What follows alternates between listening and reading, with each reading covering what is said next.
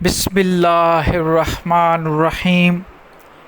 تمام ناظرین کو میری طرف سے السلام علیکم۔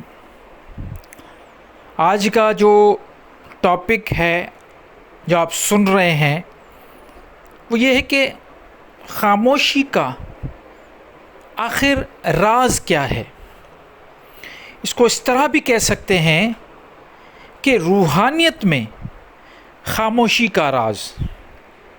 میں نے اس موضوع پہ بہت ڈسکس کیا ہوا ہے، آپ سب لوگوں سے بہت مرتبہ اس موضوع پہ ہم نے باتیں کی ہیں، لیکن جو مجھے ریئیکشن آیا یا جو مجھے کمنٹس آئے ہیں اس میں تھوڑا ایک فرق محسوس ہو رہا ہے کہ میں جو کہنا چاہ رہا تھا شاید وہ آپ نہیں سمجھے، تو اس لیے ضرورت پڑی کہ اس موضوع پہ ایک مرتبہ پھر ایک چھوٹا سا ویڈیو بنائیں۔ اب یہ ویڈیو چھوٹا ہے، یہ 8 منٹ اتنا بڑا ٹائم یا وقت نہیں ہے۔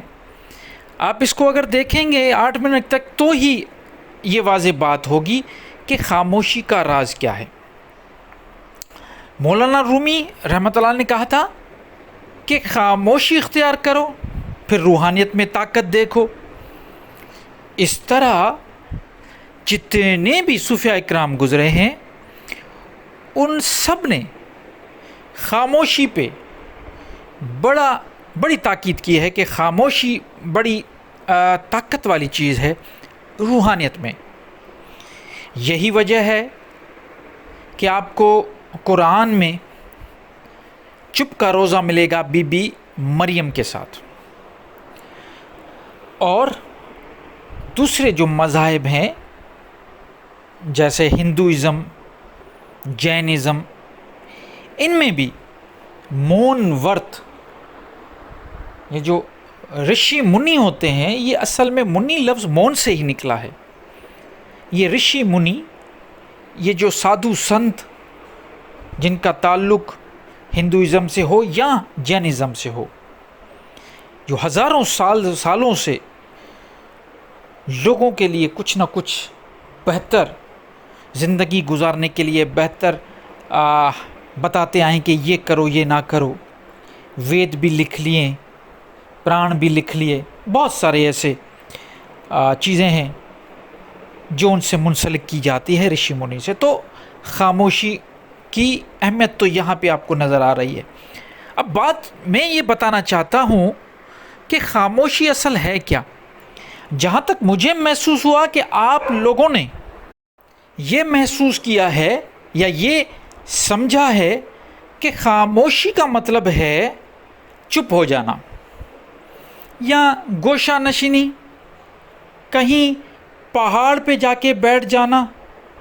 اس طرح کی جو باتیں ہیں لوگوں نے اکثر، میں سب کی بات نہیں کر رہا، میں اکثریت کی بات کر رہا ہوں کہ مجھے جو اکثریت میں لوگوں نے میری باتوں کو جو سمجھا ہے وہ اس طرح سمجھا ہے کہ خاموشی کا مطلب کہیں پہاڑ پہ بیٹھ جاؤ، چپ ہو جاؤ۔ نہیں، بالکل ہرگز ایسا نہیں ہے۔ خاموشی کا مقصد کیا ہے؟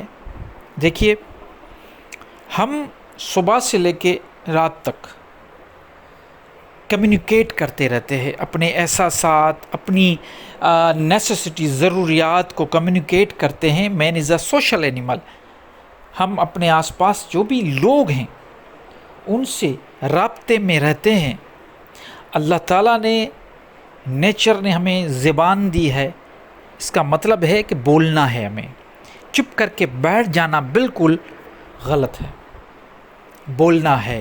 اب بات یہ ہے کہ خاموشی یہاں پہ کیا کام کرے گی؟ وہ یہ کرے گی کہ آپ کو جب ضرورت ہو بولو، ورنہ نہیں بولو۔ کتنی بڑی بات ہے 2 لفظوں میں۔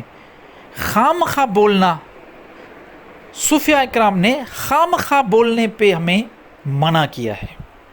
کہ جب آپ کو محسوس ہو کہ آپ کو اب ضرورت ہے بولنے کی تب آپ بولیں. یہ چھوٹی سی ایک مشق ہے، یہ آج سے ابھی سے آپ کر کے دیکھیں. اپنے آس پاس ابھی سے یہ سوچ لیں کہ یار آپ یہ اپنے آس پاس کر کے دیکھیں کہ جہاں پہ آپ کو ضرورت محسوس ہوتی ہے وہاں پہ بولا کریں. فضول بولنا تھوڑا بند کر کے دیکھیں. یقین مانیں آپ کی زندگی میں ایک انقلاب سا آ جائے گا. یہ میں اس لیے نہیں کہہ رہا کہ یہ میں نے کہیں، اس کو میں نے پڑھا بھی ہے، سمجھا بھی ہے اور اپلائی بھی کیا ہے.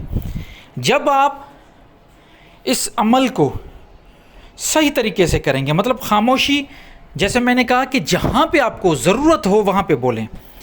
بنا ضرورت کے بولنا اپنے لیے پرابلم کھڑی کرنا ہے. جیسے ہم زیادہ بول جاتے ہیں تو اس میں اگلے کی دل آزاری ہو جاتی ہے، ہم سے جھوٹ بھی بولا جاتا ہے، ہم کسی کے بارے میں غلط بات بھی کر لیتے ہیں. تو بولنے سے کوئی پرابلم نہیں ہے، زیادہ بولنے سے پرابلم ہے. جیسے کھانے سے کوئی پرابلم نہیں ہے، زیادہ کھانے سے پرابلم ہے. سونے سے کوئی پرابلم نہیں ہے، زیادہ سونے سے پرابلم ہے.